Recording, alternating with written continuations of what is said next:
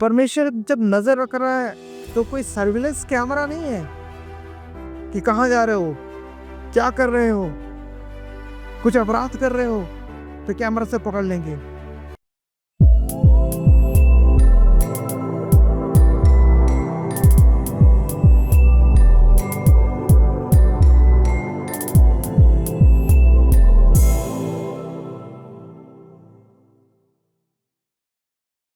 Hallelujah, hallelujah. प्रभु जी सबके हृदय और मन को खोलना कि तेरे सामर्थी वचन प्रभु जी सबके हृदय और आत्मा ग्रहण करने पाए। आमीन। बोलिए आमीन, आमीन।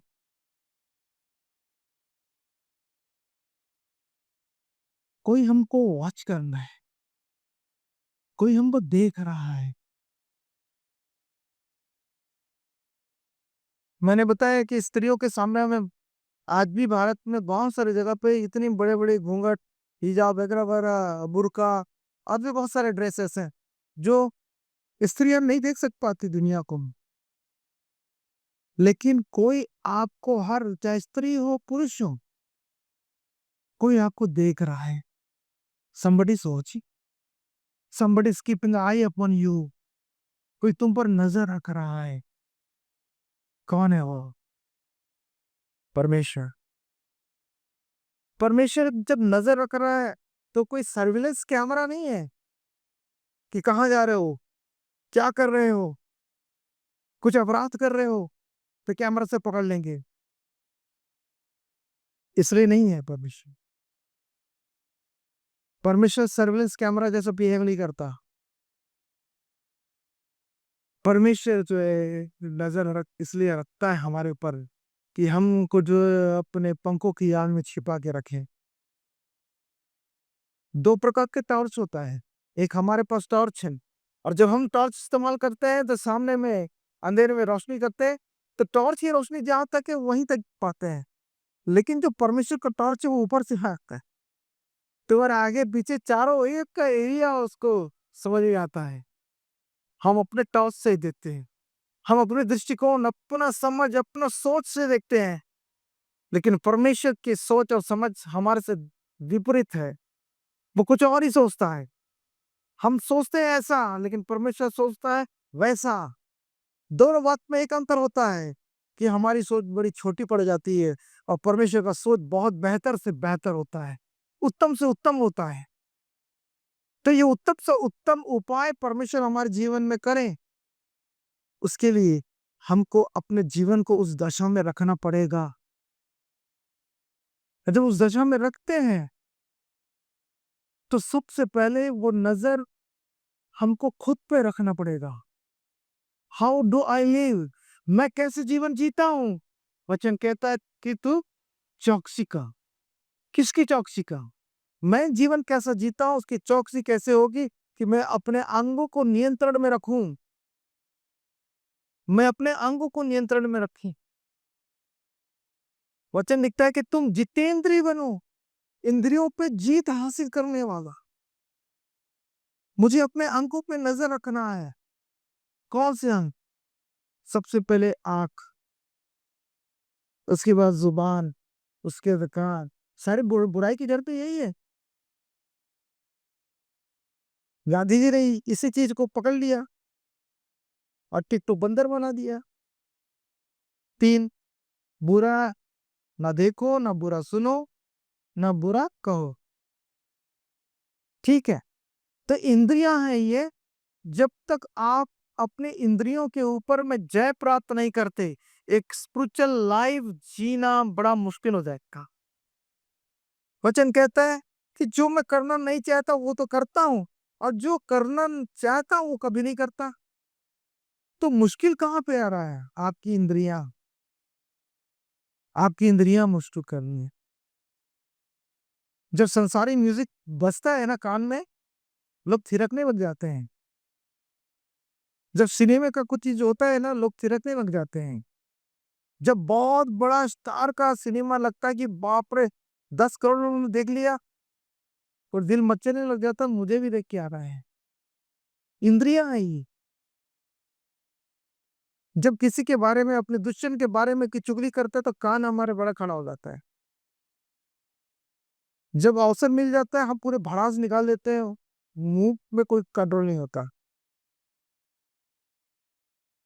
ये इंद्रियाँ ही तो है जो हमारे आत्मिक जीवन को नाश करने को तुली हुई है। लेकिन ये इंद्रियाँ यदि परमेश्वर के अनुसार से हो जाएगा, आप सोचिए कि स्पिरिचुअल लेवल पे आप कितना बढ़ जाएँगे।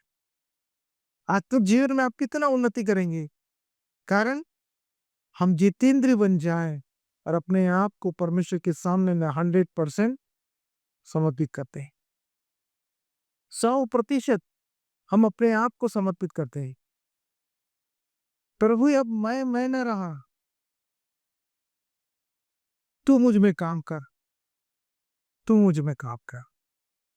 मैं आप लोगों को फिर से चिता रहा हूँ, यदि आप कहते हैं, आप बैप्टाइज़्ड हैं, यीशु को उद्धारकर्ता अंगीकार किए हैं और हकीकत दिन को आप मिस कर देते हो, आप अपने जीवन के अंदर में बहुत बड़ा आने वाले समय का क्रोध को लेके आ रहे हैं।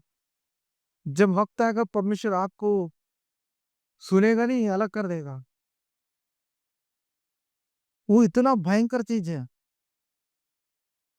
मैं हमेशा ये सिखाता रहा हूँ, हाके का दिन आपसे मिस नहीं होना चाहिए। आप अपने इंद्रियों के कारण से सुबह जल्दी सो के उठ नहीं पाते, आज मूड नहीं कर रहा है, आज मेरे को बुखार है, आज मेरे को ये है, वो है। मैंने देखा बहुत सारे लोग को चर्च आने के लिए बुखार रहता है, लेकिन शाम को वो अपना एंटरटेनमेंट के लिए सब तैयार हो जाते हैं। बुखार नहीं था, ये इंद्रियाँ कमज़ोर थी, परमेश्वर के प्रति लॉयल्टी कमज़ोर था। और मैं इस चीज़ को चाहता हूँ कि ये आशीष होरेब के एक-एक जन लें, कि जब उनके ऊपर में, परिवार में, व्यक्तिगत जीवन में, आत्मा में, देह में सैप्टिक अटैक हो, तो परमेश्वर उनकी प्रार्थना को सुने। लेकिन जो हकीकत दिन का अनादर करते हैं, उनकी प्रार्थना नहीं सुनी जाएगी।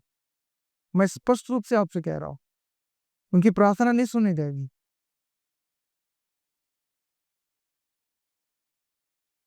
जब से मैंने इस चीज़ को सीखा है, मैंने एक भी दिन पिछले 30 सालों में एक भी दिन ऐसा, एक भी संडे ऐसा नहीं हुआ कि मैं परमेश्वर को दंडवत करने के लिए नहीं गया हूँ। जहाँ भी रहा, जैसी भी परिस्थितियाँ आईं, मैंने आप लोगों को बताया होगा शायद, एक बार मेरे तो रायपुर में बहुत भयंकर बाढ़ आया था। उस बाढ़ में मैं चर्च चला गया था और वहाँ जाके देखा तो लोग इतना पानी में थे और उस पानी में डूबकर हाथ उठाकर परमेश्वर को महिमा करना, क्या आनंद का समय था वो। जो परमेश्वर से प्रेम करते हैं, उस आनंद को महसूस कर सकते हैं। मैं कई गली-गली रास्ते से इधर रास्ता बंद, उधर रास्ता बंद, कहाँ-कहाँ से तलाश की। उस दिन मैं, एक साइकिल थी हमारे पास, उसको यूज़ कोई नहीं करता था। उस दिन यूज़ किया मैं। वो साइकिल लेकर गली-गली में घूम के आके पहुँच गए और चर्च के अंदर इतना पानी भरा बड़ा-सा। मैंने देखा उसको, बोला, "अरे! ये क्या है? ये क्या है?" करके। काफ़ी लोग आए थे, 20-25 लोग थे वहाँ पे। 26वाँ मैं बन गया। मैं भी उनके साथ खड़े होके परमेश्वर की महिमा।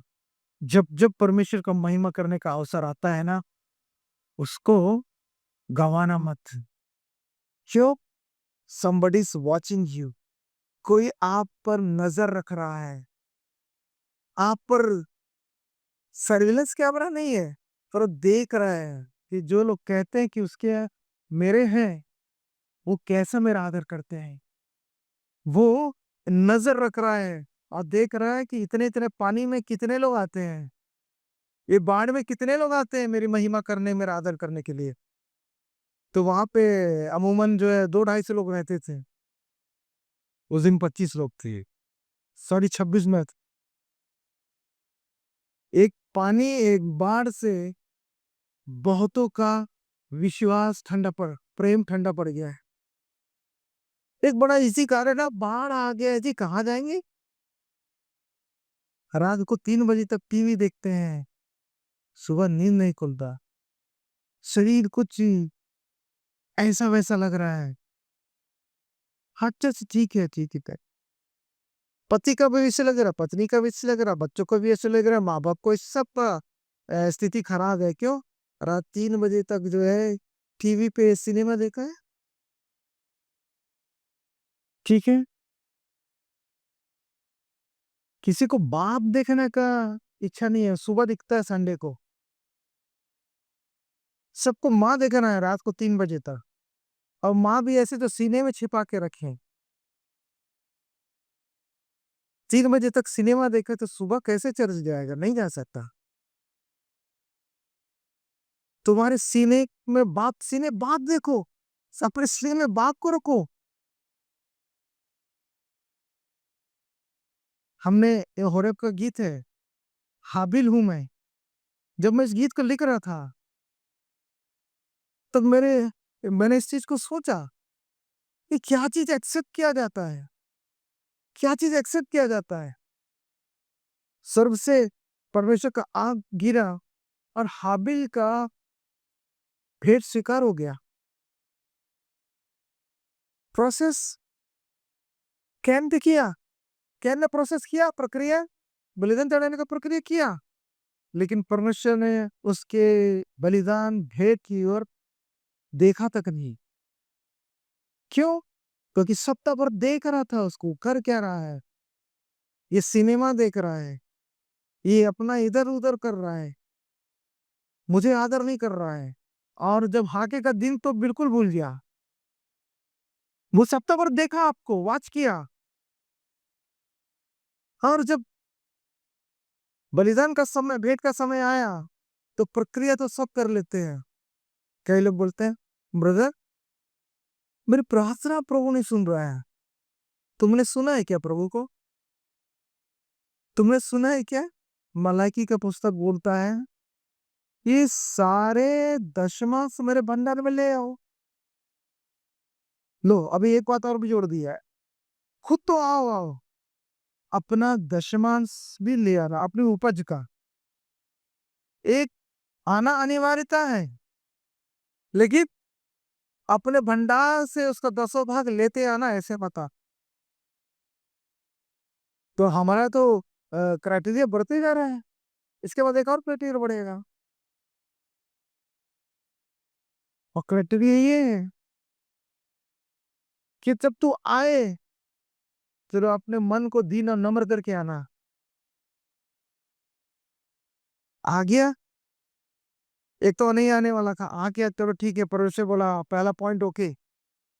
भंडार से दशवांश लेके आना, ले आया, दूसरा पॉइंट ओके। और तीसरा तीसरा पॉइंट वो है, तीसरा भाग वो है, यीशु खड़ा था मंदिर में और वो देख रहा था कि बड़े से बड़े तथाकथित धार्मिक लोग अपनी थैलियों को उंडेल रहे थे, दान के पात्र में थैलियां उंडेल रहे थे। यीशु उसको नहीं देखा, इतने सारे ये देने वाले उनको नहीं देखा। यीशु किसको दे रहा था? वो दो दमड़ी। दमड़ी समझते हैं क्या? आज के बच्चे लोग नहीं जानते दमड़ी। दमड़ी एक प्रकार का पैसा, सबसे लोएस्ट जो पैसा था किसी जमाने में। आप लोग को पैसा मालूम है ना? भारत के पैसा भी तो जान ही रहे हैं, रुपया जान रहे हैं। पहले भारत के अंदर में दमड़ी और कौड़ी सबसे लीस्ट करेंसी था। कौड़ी जानते हैं ना? कौड़ी जानते हैं ना? ऐसे कई लोग पहनते हैं ये सब। जो अहीर लोग होते हैं अपने छत्तीसगढ़ में, यादव लोग, वो लोग गायों के गर्दन के चारों तरफ कुछ मोर पंख का बांधते हैं, उसमें कौड़ी लगाते हैं। कौड़ी जान गए ना? कौड़ी किसी जमाने में भारत का मुद्रा थी, वैसे दमड़ी था।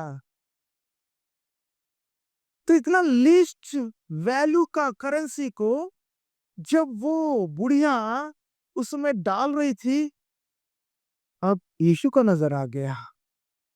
परमेश्वर आप पे नजर रख रहा है हमारे जीवन को। जब वो बुढ़िया डाल रही थी, यीशु का भी नजर था उसके ऊपर में। और जो अपने इतने सारे सोने की अशर्फियां डाल रही थी, यीशु उनको नहीं देख रहा था। क्यों? कि पहला चीज है, हाके के दिन मंदिर में तुम खुद आना, और आओ दूसरा चीज़, आओ तो अपना दशमांश लेके आना। और तीसरा चीज़, जब तुम वेदी के सामने में जाओ और अपने स्वामी को भेंट चढ़ाओ। अब तुम तो ले आए सोने के चांदी की चीजें, लेकिन परमेश्वर उससे नजर नहीं करेगा। कारण वही जो कैन का था, कैन का मन का दशा परमेश्वर की तरफ नहीं था। वो परमेश्वर की बातों को सुनता नहीं था और मानता भी नहीं था। वो कहने के बलिदान कर रहा था। तो कुछ लोग रविवार आ सकते हैं, कुछ लोग दशमांश ला सकते हैं, लेकिन वो मन को लेकर नहीं आते। मन कहाँ है उनका? फोटो से तो मेरा आदर करते हैं, लेकिन मन सदैव दूर रहता है। अब तुम्हारे और हमारे बीच में दीवार खड़ी हो गई है। क्या वचन क्या कहता है? यशायाह का पुस्तक बोलता है कि तेरे और मेरे बीच में एक दीवार खड़ी हो गई। उस दीवार का नाम है पाप की दीवार, जिस कारण से जब तुम कुछ बोलते तो आवाज उस तक नहीं आती। क्यों? कि तुमने संसार और पाप और बुराई और इंद्रियों से हारा हुआ जीवन का दीवार खड़ा कर दिया है, इसलिए आवाज इधर नहीं आ रहा है। और जिस दिन हम पाप को त्याग देते हैं, वो दीवार गिर जाती है। हम परमेश्वर को आमने सामने देखने लग जाते हैं, हम जानने लग जाते हैं परमेश्वर। कल एक बहन मुझसे बोल रही थी कि क्या आपको वो सब पता चल जाता है ना? तो हाँ, तो खुदा को कैसे ऐसा? मैंने कहा बहन, मैं खुदा से बात करता हूँ। मेरा मुंह देख रही थी, उसने कभी सुना नहीं ऐसी। परमेश्वर से बात करते हैं आप। यस, मैं परमेश्वर से बात करता हूँ, परमेश्वर को सुनता हूँ। इसलिए कि मैं पवित्र आत्मा को सुनता हूँ, इसलिए किसी मनुष्य का नहीं सुनता। आज भी बोलो, किसी मनुष्य का नहीं सुनता होगा। कारण जिस दिन आपसे परमेश्वर बात करने लग जाएगा, आप मुझे नहीं सुनोगे। मेरा स्थान नहीं है फिर। जब खुदा अपना स्वामी खुद बात कर रहा है, तो आप मुझे क्यों सुनोगे? सुनना क्यों चाहिए? किसी मनुष्य को मत सुनो, मुझे मत सुनो। आप परमेश्वर की सुनो। आपके पास योग्यता है कि सीधे बातचीत करना। अगर मेरे आपके पास जो है प्रधानमंत्री कार्यालय जाने के लिए कोई प्रतिनिधि नहीं है, आपको एक्सेस मिला होगा कि आप पीएम ऑफिस सीधे जा सकते हो, तो किसी ब्रोकर को पकड़ेंगे क्या? किसी मीडिएटर को पकड़ेंगे, भैया मेरे को तो पीएमओ ऑफिस लेके जाना? आप सीधे जाओ राष्ट्रपति भवन और राष्ट्रपति से मिल लो। सीधे जाओ राष्ट्रपति भवन, आपको राष्ट्रपति भवन में जाने के लिए कोई रोक-टोक नहीं है। ये परमेश्वर ने आपको राष्ट्रपति भवन, वो राष्ट्रपति, वो महाराष्ट्रपति, महाराष्ट्र मतलब पूरा वर्ल्ड, महाराष्ट्र ये भी सोचना, पूरा वर्ल्ड का, सारे यूनिवर्स का एक्सेस दिया है आपको। आज़ाद किया है आपको, बंधन में नहीं रखा, आज़ाद किया है, एक्सेस दिया है, जाओ। जब ये एक्सेस मिल गया है, तब फिर भी मैं चले जाऊँगा कचहरी में। वहाँ बहुत सारे ब्रोकर्स बैठे रहते हैं, मीडिएटर्स बैठे रहते हैं। यार कलेक्टर से मिलाने का कोई जुगाड़ करते हैं। ये मेरा ज्ञापन है, ये कलेक्टर तक पहुँचा दोगे क्या? या उसका जो पीए-वीए रहता है, कलेक्टर का पीए रहता है ना, पीए मतलब नॉर्मल रहता है, उसका नाम पीए है। तो पीए जो रहता है उसको जाके देते हैं, फिर वो पीए फिर अपना रौब दिखाता है। अच्छा पिछले दिनों मुझे ये हार्ट के एक डॉक्टर को दिखाने जाना था। मुझे बोले थे आँख का ऑपरेशन करना है आपका कैटरेक्ट का, तो आपको जो है ना हार्ट का फिटनेस सर्टिफिकेट चाहिए। तो मैं डॉक्टर की क्लिनिक में चला गया था हार्ट के। तो वहाँ पे जो उसकी लड़कियाँ रहते हैं ना क्लिनिक में, अनट्रेन्ड नर्स लोग रहते हैं, वो आके मुझसे ऐसे बात कर रही थी और मैं अपना एक ब्लड रिपोर्ट लेके गया था। दिखाओ, कागज़ दिखाओ। पता नहीं मुझे गुस्सा आ गया। मैंने तू क्या करेगी कागज़ को? ये ब्लड रिपोर्ट तू करेगी क्या ये बता? ऐसा ज़ोर से डपट दिया। वो बेचारी सहम गई। वो डॉक्टर को दिखा रहा हूँ, तेरे को दिखाने थोड़ी। अरे ब्लड रिपोर्ट देनी। फिर मैं अंदर जब गया तो वो डॉक्टर भी सहम गया था। मुझे देख वो सुन लिया वो, चमका रहे कर। अब बहुत डॉक्टर लोग मेरे से बहुत डरते हैं। बहुत बार बहुत डॉक्टरों को चमका दी और सबको मालूम है क्यों। लेकिन बाद में जाके मुझे खराब लगा, मैंने अननेसेसरी क्यों उस पर गुस्सा किया करते। फिर बात मैंने इतने पोलाइटली बात किया कि वो मेरे को देख के वो भी नॉर्मल हो गई। उसके चेहरे में तनाव था। कभी कभी गुस्से में आ जाते हैं। मैं आपसे कहना चाहता हूँ, गुस्सा करना घर में कर लो। पत्नियों से कहना चाहता हूँ कि पतियों को घर में गुस्सा करने का अवसर दो, अपने अपना गुस्सा करो, वो बेचारा कहाँ गुस्सा करेगा, उसको बाहर लेके करना पड़ जाता है। तो घर में गुस्सा करने का अवसर दो फिर, तो पति भी नॉर्मल रहेगा। कहीं ना कहीं वल्कनों को वल्कनों क्या बोलते हैं, ज्वालामुखी को कहीं ना कहीं फटना है। घर में फट जाए तो अच्छा है।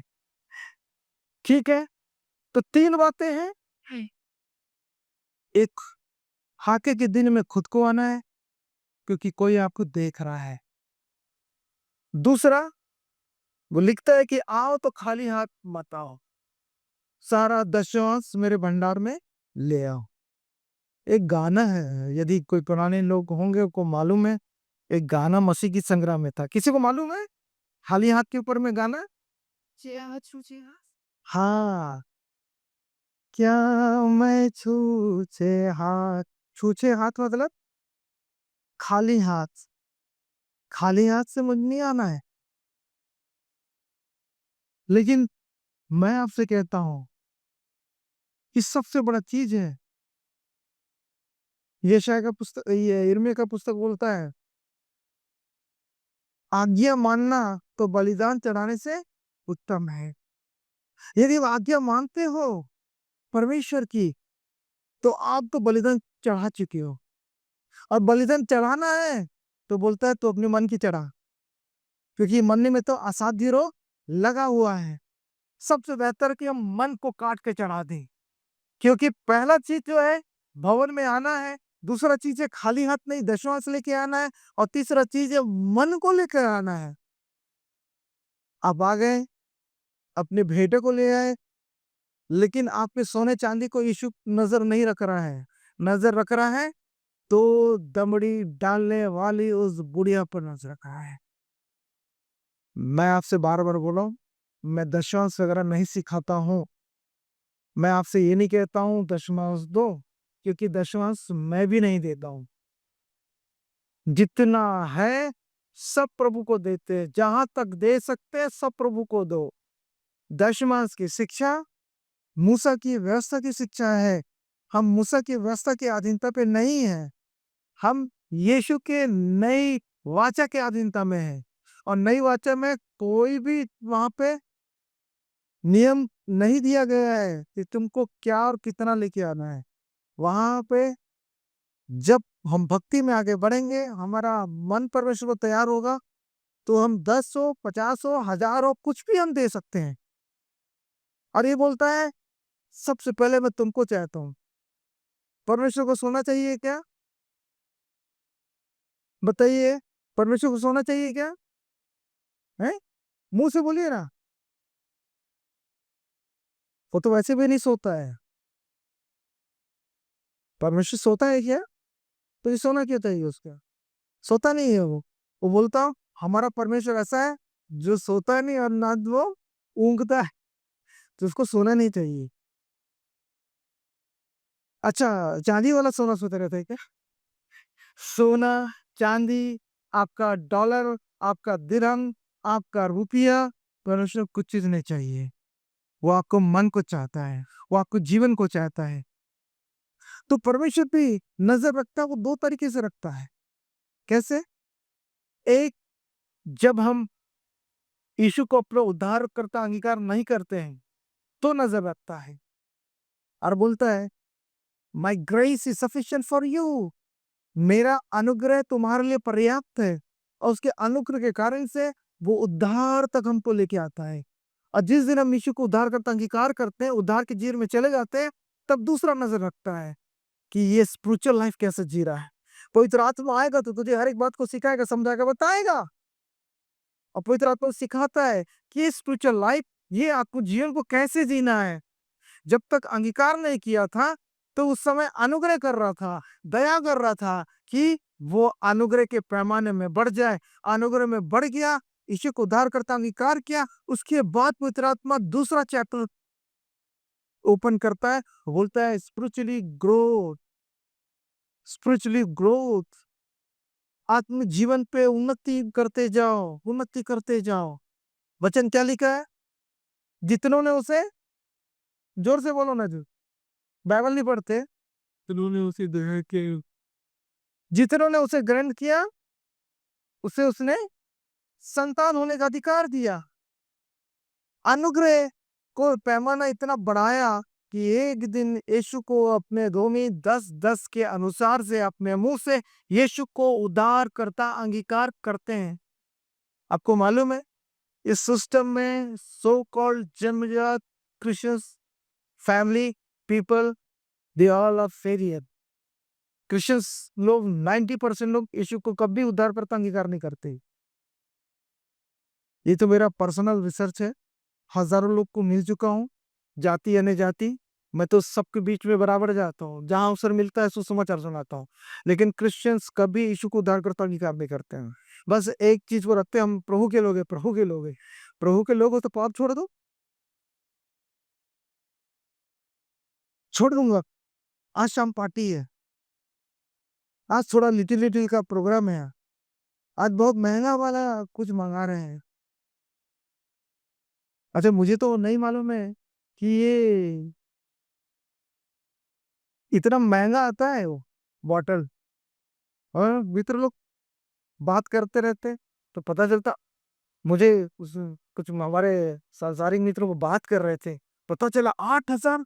मैं उनका मुंह देख रहा था, 8,000 रुपया। हाँ, कॉमन है। वो कोई वहां गया है, फॉरेन गया, वहां से लेके आया। इंडियन रुपीस में कितना है वो? 20,000। 20,000! बोला आज के डेट में किसी मजदूर का महीने भर की कमाई होती है 20,000। लोग ऐसे उड़ा देते हैं और सोचते हैं वाह क्या लाइफ है करके, इतना पैसा। अभी किसी को ये बोल दो कि यार किसी बच्चे का खर्चा निकाल लो, 8,000 नहीं, 2,000 रुपया का फीस दे देना महीने का, कभी नहीं देगा। क्रिश्चियंस लोग क्या करते हैं? अच्छा, सोशल मीडिया में ऐसा बताते थे क्रिश्चियंस लोग, 2 बोरी चावल देके ईसाई बना ली। तो किसी ने ऐसा लिखा 2 बैग ऑफ राइस, नीचे में किसी ने कमेंट किया यू गिव देम 4। मतलब ये क्या, दो दो कट्टा चावल। तो उसके नीचे किसी ने लिखा तुम 4 देखो, वापस ले आओ।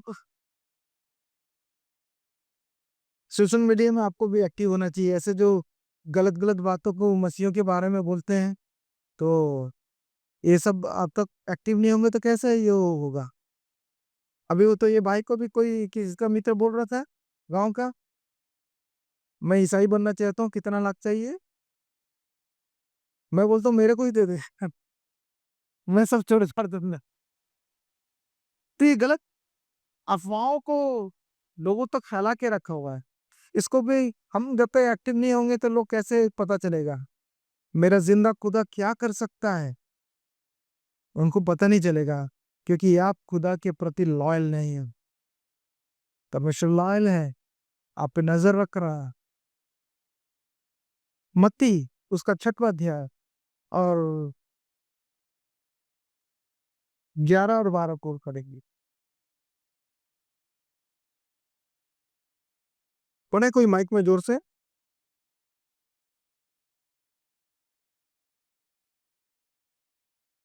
तेईस।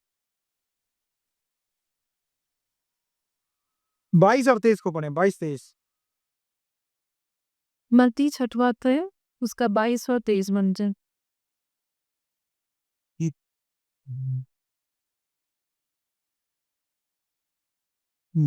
पढ़िए। शरीर का दिया आँख है, इससे यदि तेरी आँख निर्मल हो तो तेरा सारा शरीर भी उजियाला होगा। परंतु यदि तेरी आँख बुरी हो तो तेरा सारा शरीर भी अंधियारा होगा। इस कारण वह उजियाला जो तुझ में है यदि अंधकार हो तो वह अंधकार कैसा बड़ा होगा। Praise the Lord. अभी मैंने बताया कि परमेश्वर अपने आँख आपके ऊपर में रख रहा है। आप पर अनुग्रह के दायरे में लेके आ रहा है। आपके पाप के जीवन से अनुग्रह कर रहा है, आपसे प्रेम कर रहा है और अनुग्रह में बढ़ा रहा है। अनुग्रह जब बढ़ जाता है, उस दिन आप यूहन्ना 3:3 और रोमी 10:10 के अनुसार से अपने मुंह से यीशु को उद्धार करते हैं। जब ये प्रक्रिया होता है, उसके बाद जो तीसरा भाग है, आपको परमेश्वर में जब बढ़ना है, तो उसके लिए बोलता है, अब ये आँख जो है, तुझे खुद को अपने ऊपर रखना है। ये जो है आँख, तो यहाँ पे 32, 6 और 22 में क्या बोलता है? तेरा जो आँख है, वो तेरे शरीर का दिया है। तेरा आँख क्या है? शरीर का दिया है। मतलब अगर यहाँ पे अगर उजाला है, तो उजाले वाली चीज को देखोगे। यहाँ अंधकार है, तब अंधकार को ही देखोगे। अगर यहाँ में बुराई का नजर है, दृष्टि है, सोच में बुराई, काम में बुराई, तो आप क्या है, बुराई को देखोगे तो बुराई करोगे। कितना एंजॉय करते हैं ना, अश्लील जोक्स के ऊपर में कितना एंजॉय करते हैं ना, बहुत सारे अश्लील तस्वीरों के ऊपर में एंजॉय करते हैं, बहुत सारे गलत सलत जो चीजें जो हमको नहीं देखना चाहिए, प्रभु के विश्वासी होने के नाते उसको देखो कितना एंजॉय करते हैं। सब गलत चीजों को हम देख रहे हैं, सब चीज को, सब गलत बातों में अपने जीवन को रखें, तो हमारा दिया तो अंधकार में हो गया। इनफैक्ट वो दिया तो टिमटिमा ही नहीं रहा है। वो आत्मिक लव, वो आत्मिक आग, वो परमेश्वर का पवित्र आत्मा आपके जीवन में सक्रिय ही नहीं, वो काम ही नहीं कर रहा। इसलिए तुम्हारे आंख का दिया अंधकार में है। इसी कारण से शरीर भी अंधकार में है जी। तेरा शरीर का दिया क्या है? आंख है। अगर इसको कंट्रोल करना सीख गया, मैंने बताया ना, हमको प्रभु जितेंद्रिय बनाए, सारे इंद्रियों के ऊपर में जय करने वाला बनाए। अगर ये आंख का इंद्रिय के ऊपर में जय पाएंगे हम, प्रभु में आ गए हैं, शराब छोड़ दिए। दोस्त के बर्थडे पार्टी में गए थे, वहां पे दूसरे दोस्त लोग क्या कर रहे थे? टड़ंग टेरिंग कर रहे थे। ग्लास देखा, अच्छा वाला, क्वालिटी वाला, बहुत बढ़िया है जी, एकदम निष्पाप दारू है ये। देखा, देखते रहा और पाप जन्म ले लिया। हालेलुया। नजर फिराओ, आपको मालूम है ये आंख का अभी तो उतना नहीं होता, बहुत कम ही होता है। कभी कभार ही ऐसा अवसर शैतान लाता है। जब आप भक्ति के जीवन में आगे बढ़ोगे, ये देखने के द्वारा से शैतान आपको बहुत सारा पाप कराएगा। दूसरे का वस्तु, दूसरे का घर, पैसा, वगैरह वगैरह वगैरह, दूसरे पे औरत, दूसरे का पति।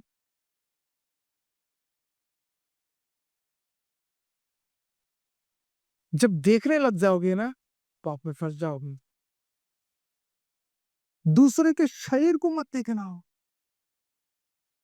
दूसरे का शरीर, क्योंकि सबसे बड़ा चीज ये है कि किसी भी व्यक्ति को व्यभिचार में, किसी भी विश्वासी व्यक्ति को व्यभिचार में गिराना सबसे आसान होता है। वो व्यभिचार में चले जाता है। क्यों? व्यभिचार का शरीर का प्रवेश कहाँ से होता है? आंख के द्वारा से। आंख के द्वारा से। गली से लड़की गुजरती है, लड़का खड़े को देखता है, गली के एंट्रेंस से देखता है और गली के एग्जिट तक देखता रहता है। अपने आंख से उसको एंट्री करा के एग्जिट में कराता है। उसको टाइम मालूम है, ठीक 10 बजे आती है, 10 बजे खड़ा रहता है।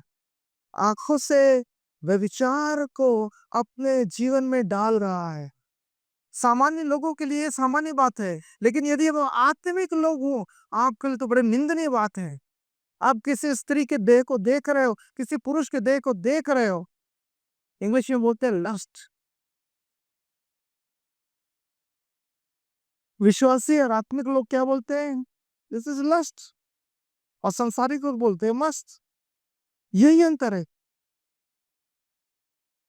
बतशेबा को दाऊद एक आत्मिक जीवन में होते हुए कुछ देर देख लिया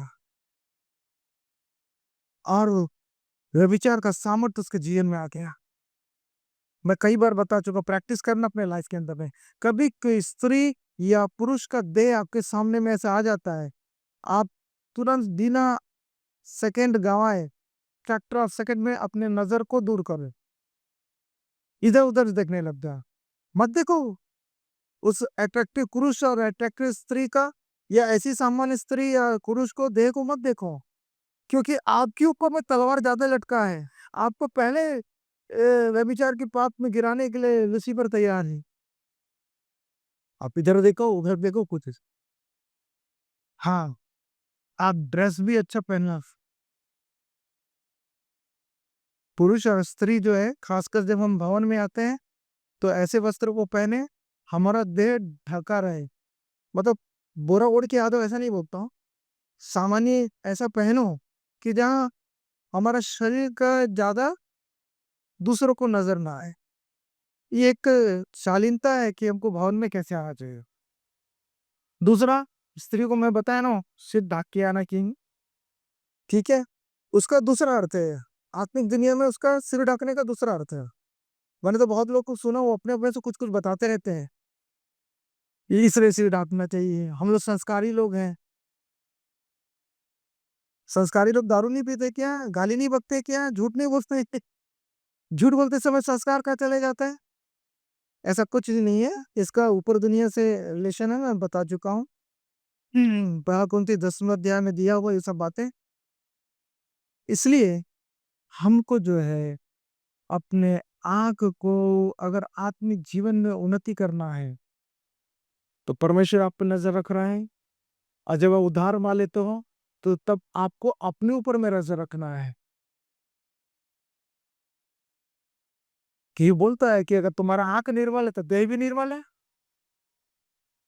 आंख निर्मल तो देह भी निर्मल है। और आंख से ज्यादा अगर बुराई को देखोगे ना, वो चीजों को शैतान बना देगा कि आपके जीवन में आने लग जाएगी। दाऊद के साथ ऐसे ही हुआ। उसने बत्शेबा को स्नान करते हुए देख लिया, उसके देह को देख लिया, और शैतान ने रास्ता ढूंढ लिया आंख के कारण से। शैतान ने रास्ता ढूंढा आंख के कारण से। ये किसी के साथ भी हो सकता है। आपके साथ, मेरे साथ, दाऊद के साथ, किसी के साथ भी हो सकता है। लेकिन अगर हम इन बातों पे अगर मजबूत हैं, स्पिरिचुअल लाइफ जीने के लिए हम अपने इंद्रियों को नियंत्रण में रखते हैं, और बोलता है कि वचनों को स्मरण करते रहे, तो आप मेरे वचनों को अपने हृदय के पटियाओं में लिख ले। जब भी तुम कैसी परिस्थिति में आओगे, तो उस समय पवित्र आत्मा संबंधित वो वचन को स्मरण दिलाएगा। देख, लिखा है ऐसा कि किसी पर स्त्री या पर पुरुष के ऊपर में दृष्टि नहीं डालना। आपको है वो, मुझे नहीं डालना। पवित्र आत्मा ऐसा सहायता करेगा। ये आंख का खेल है ये। और आंख जो है आपका निर्मल नहीं है, तो समझ जाना आपके पास स्पिरिचुअल लाइफ नहीं है। और अपना झूठा दंभ और घमंड को, झूठा घमंड रहता है ना, हम प्रभु के लोग हैं, hallelujah, praise the Lord, hallelujah. एक जवान लड़के के साथ मैं वचन को शेयर करता रहता। उसको, उसका एक मित्र जो है वो पास्टर है, सेवक है बोलता वो। तो उसने क्या किया कि इन दोनों का एक कॉमन फ्रेंड है, वो लगाता है आंख नहीं, क्या बोलते हैं, कैमरा, सर्विलेंस कैमरा, था सीसीटीवी वाला कैमरा, उसका काम है। वो तथाकथित सेवक के घर और ऑफिस में बोला मेरे को कैमरा लगाना, उसने लगा दिया। अब उनका जो तीसरा दोस्त है, जिसको मैं वचन-वचन सुनाता हूँ, बताता हूँ, वो मुझे बोलता है कि वो जो सेवक कहता है, उसके यहाँ एक लड़की आती है और लड़की के साथ वो आपत्तिजनक स्थिति में कैमरा में पकड़ा गया है। वो भी तो आज झूठा घमंड, झूठी बात कि हम प्रभु के सेवक हैं, यही बात तो बार-बार सिखाता हूँ। हम प्रभु के सेवक हैं, प्रभु के सेवक हैं, हम प्रभु की सेवा करते हैं। हकीकत में क्या कमरा सीसीटीवी देख रहा है वो। उसके कारण से ये जो जवान लड़का है, ये जिसको सुना रहा हूँ, वो बड़ा निराश हो रहा था, डाउनवर्ड हो रहा था। अरे ये सब करके भी ऐसे करते तो क्या मतलब है? मैं हमेशा कहता हूँ, दूसरों के जीवन से अपने आप को डाउन मत करना। दूसरा यदि आदमी जीवन जीने को विफल हो जा रहा है, तो आप भी अपने आप को खुद विफल मत करना। हम दूसरों को देख के अपने आप को विफल करते हैं। दूसरों को देखकर अगर सब कुछ करना है तो दूसरे लोग को देखकर हम सफल क्यों नहीं होते? दूसरे लोग को देख के हम जो है वो वॉलमार्ट क्यों नहीं बन जाते? हम बफ़ी क्यों नहीं बन जाते? हम अंबानी क्यों नहीं बन जाते? हम बड़े साइंटिस्ट क्यों नहीं बन जाते? वैसे हम बड़े प्रभु के दासत्व का जीवन में क्यों नहीं आते दूसरों को देख के? हम एलीशा क्यों नहीं बन जाते? एलीशा को जानकर। एलिय्याह को जानकर एलिय्याह क्यों नहीं बन जाते? जहाँ पे अपने आप का नुकसान करना वहाँ पे होता है, अरे सब ऐसे करते हटाओ छोड़ो करते। मुझे कई लोग बोले कि बहुत सारे लोगों को देखा वो अच्छे नहीं होते करके हम प्रभु में आगे नहीं बढ़ रहे। मैंने कहा उसके जीवन के विषय में आप निर्णय ले लेते कि वो अच्छा नहीं है। आप अपने लिए तो निर्णय ले सकते हो कि आप अच्छे हो। अपने आप से तो पता मैं अच्छा हूँ, वो बुरा है तो मैं भी क्यों बुरा बन मैं तो अच्छा बन सकता हूँ। ये सारा खेल जो है स्पिरिचुअल आई के ऊपर में है। Watch your life. रोमी 7:2 को पढ़ें। बस 7:2 पढ़िए।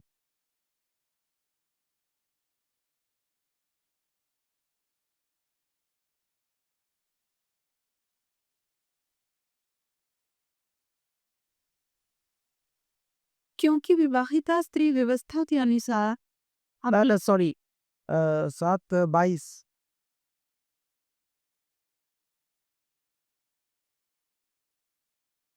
क्योंकि मैं भीतरी बनी शत्रु से तो परमेश्वर की व्यवस्था से बहुत प्रसन्न रहता हूँ।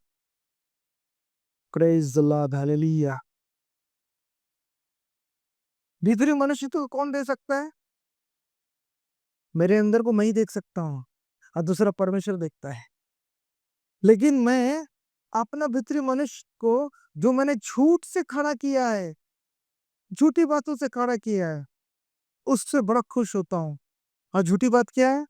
मैं 3, 4, 5 बार प्रार्थना करता हूँ, मैं खूब बाइबल पढ़ता हूँ, मैं बहुत उपवास रखता हूँ, मैं तो बहुत प्रभु का अच्छा है। What about your salvation? क्या तुमने यीशु को अंगीकार किया है?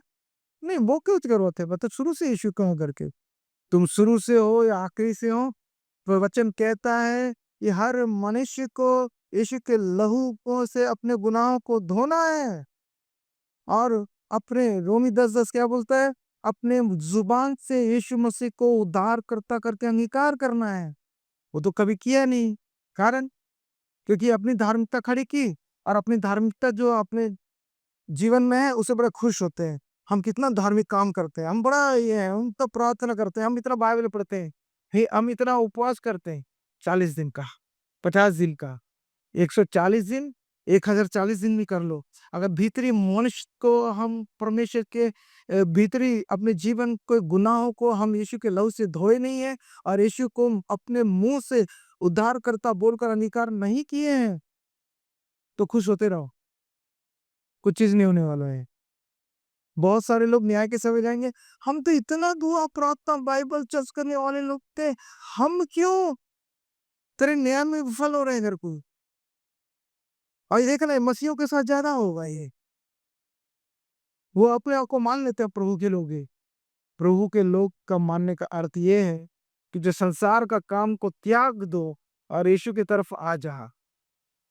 संसार के पाप को त्याग दो और परमेश्वर की तरफ आ जा। हम संसार को त्यागे नहीं है और हम बोलते हैं हम रहते हैं इस घर में और दावा इस घर का करते हैं। हम रहते हैं सांसारिक जीवन में और दावा हम परमेश्वर का जीवन का करते हैं। पॉसिबल नहीं है ये पॉसिबल तब होगा रोमी 10:10 के अनुसार से जब यीशु को हम हृदय की गहराई से उसको उद्धारकर्ता अंगीकार करें। उस दिन हम इधर आ जाते हैं और वचन पूरा होता है। वचन लिखता है जितनों से ग्रहण किया। कैसे ग्रहण किया? मुंह से। रोमी 10:10 के अनुसार से मुंह से यीशु को उद्धारकर्ता के रूप में अंगीकार किया, ग्रहण हो गया। जितनों ने मुंह से अंगीकार करके उसे ग्रहण किया, उसे अपना संतान होने का अधिकार दिया। तो संतान कौन है? इसको सुन लीजिए। संतान होते जो उधर नहीं जाते हैं, इस साइड आते हैं लेकिन पास में ही रहते हैं, बढ़ते नहीं है। क्यों? संतान जब पैदा होता है, अभी छोटा बच्चा पैदा हुआ है ना, ओ क्या मोहल्ले के में सामने जाके खेल रहा है क्या? तुम्हारा बच्चा खेल रहा है क्या मोहल्ले में? वो घर में होगा, माँ के संरक्षण में होगा, माँ के पोषण में होगा। क्यों? जब वही नया जन्म हुआ है तो इसका मतलब है वो शिशु उत्पन्न हुआ है। वो शिशु उत्पन्न हुआ है मतलब वो शैशव काल में है। उसको फीडिंग चाहिए, उसको दूध चाहिए। अब ऐसा तो नहीं है कि आप उसको सीधा मटन और चिकन पकड़ा दोगे पैदा होते सार। ऐसा कोई करता है क्या? हाँ, मसीह परिवारों में देखा है 1 साल हो जाता है उसके बाद वो बड़ा वाला हड्डी पकड़ा देते हैं। दुनिया के सारे लोग तो टीचर खरीदते हैं वहाँ मेडिकल स्टोर से। या दांत जब वो ऐसा सनसनाहट होता है ना तो बच्चे को टीचर देते हैं ना, मेडिकल स्टोर में मिलता है। बच्चा उसको चबाता रहता है, सुरसुरी होती है उसको दांत में। हाँ, ईसाई घरों में ऐसा नहीं होता है।